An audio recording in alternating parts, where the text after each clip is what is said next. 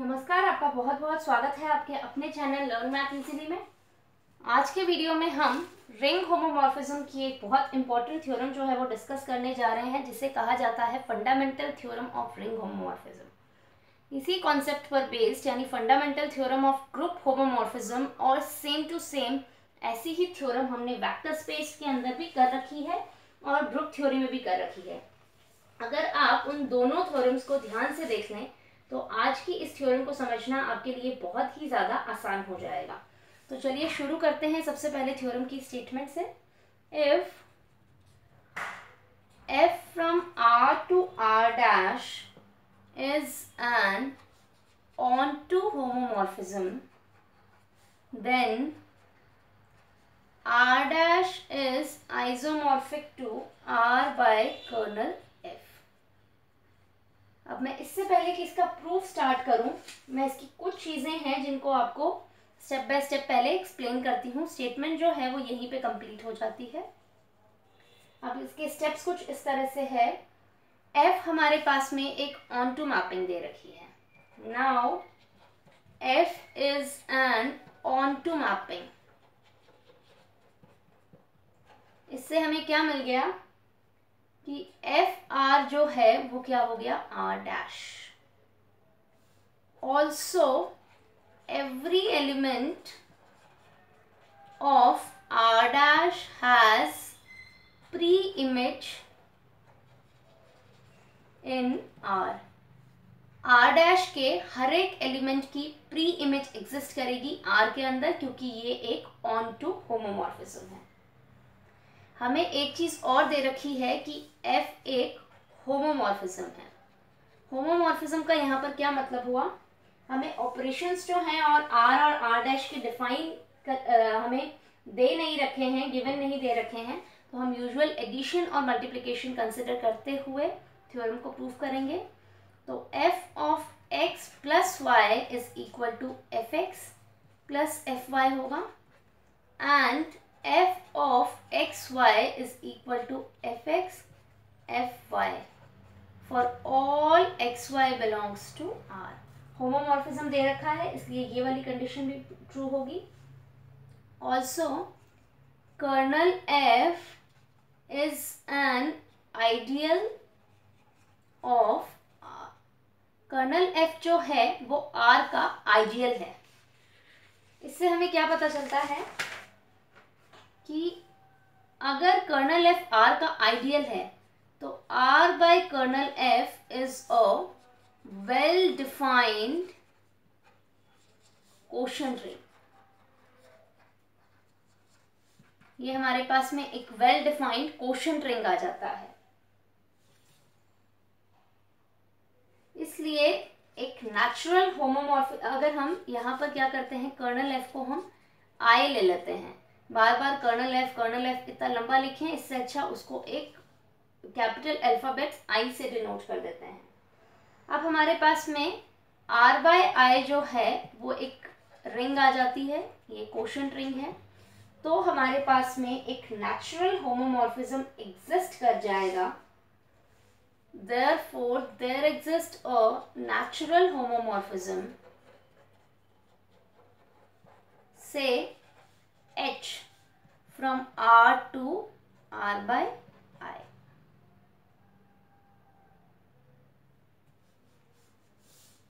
Sorry, from say H from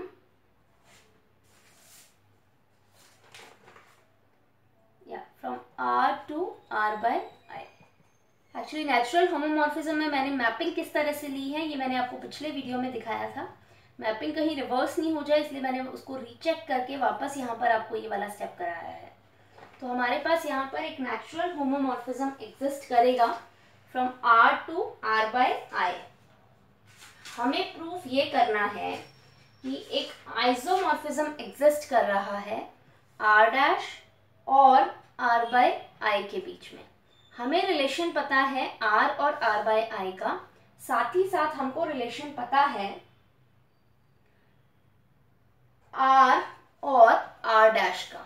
एक mapping exist कर रही है जो कि ऑन टू भी है, होमोमॉर्फिज्म भी है। और ये वाली जो नेचुरल होमोमॉर्फिज्म है ये भी ऑन टू भी है और होमोमॉर्फिज्म भी है।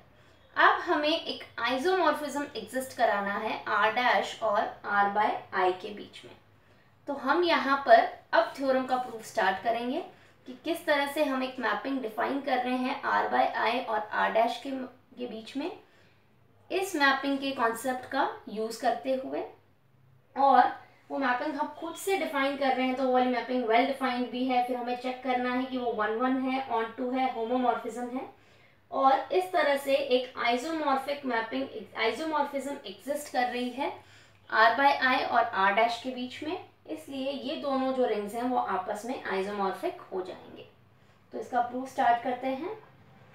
Late kernel of F is equal to I and I is an ideal of R, therefore R by I is a well-defined quotient ring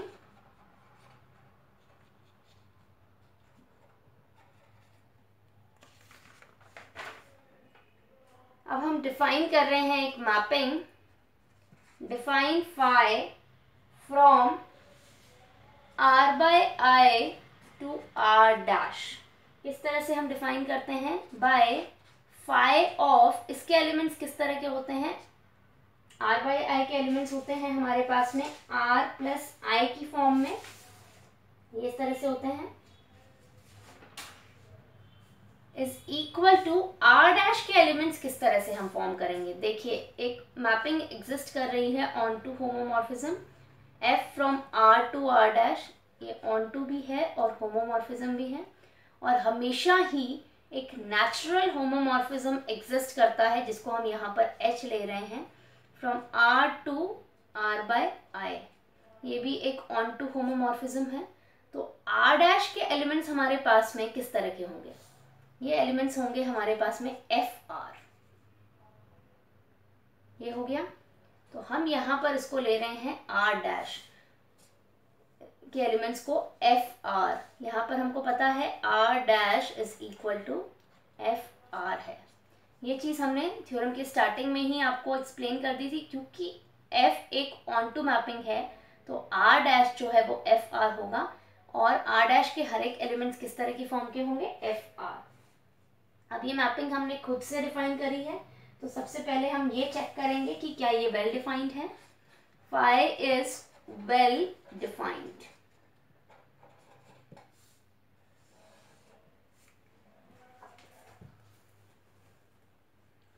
let R1 plus I is equal to R2 plus I। इसका मतलब क्या हुआ, R1 minus R2 belongs to I।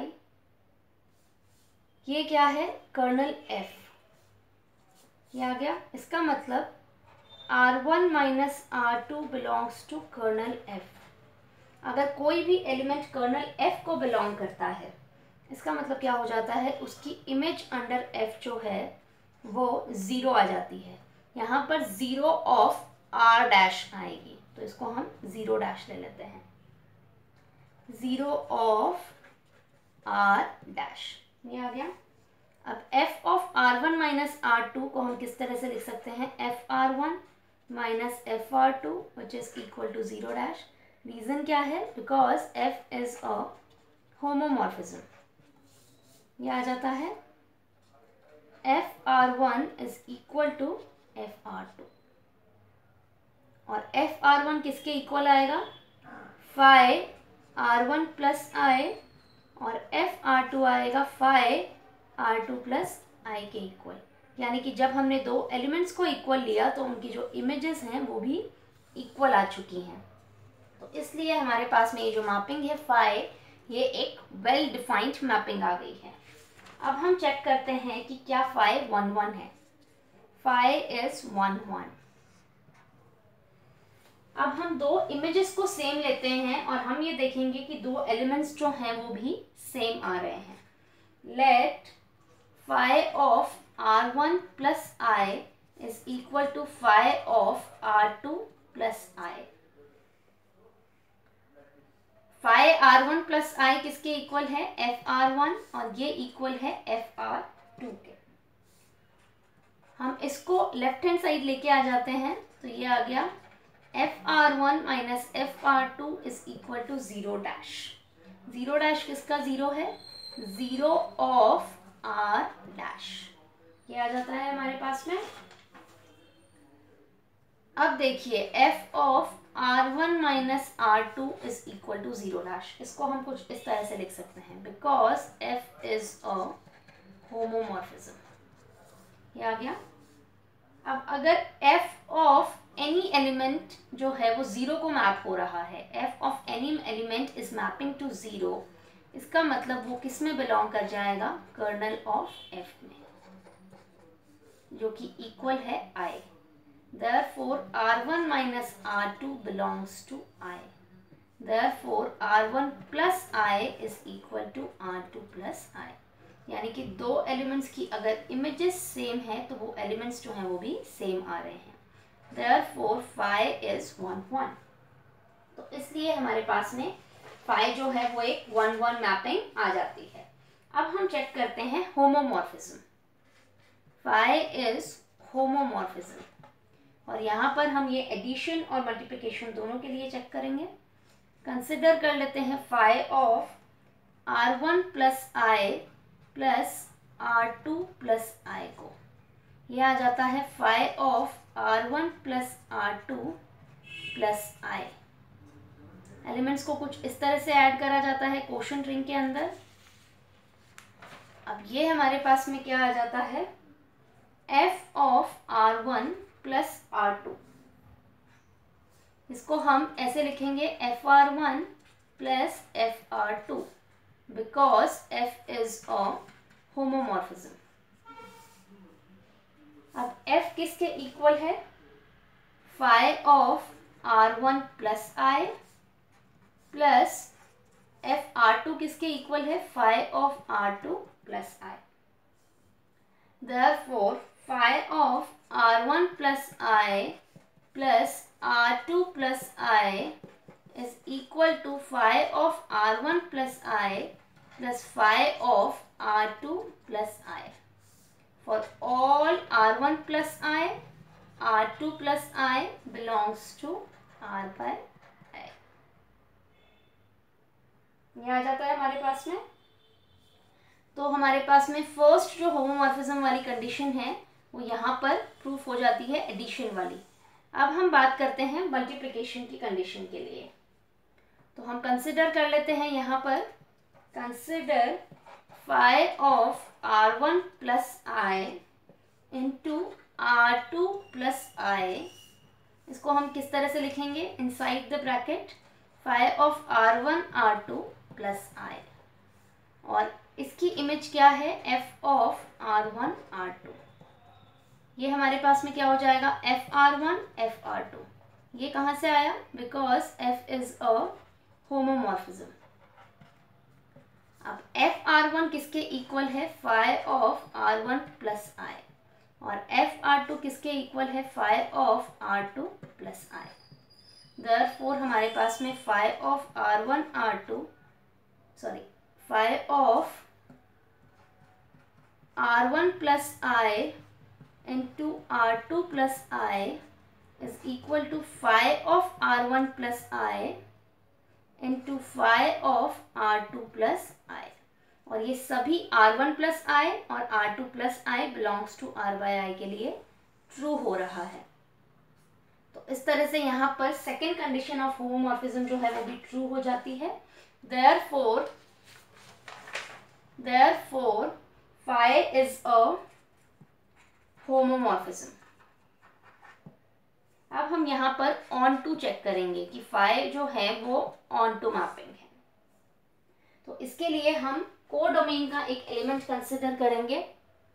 Late R dash belongs to R dash be any element, since R dash is equal to FR, because R dash किसके equal है, FR के, क्योंकि F एक on to mapping है।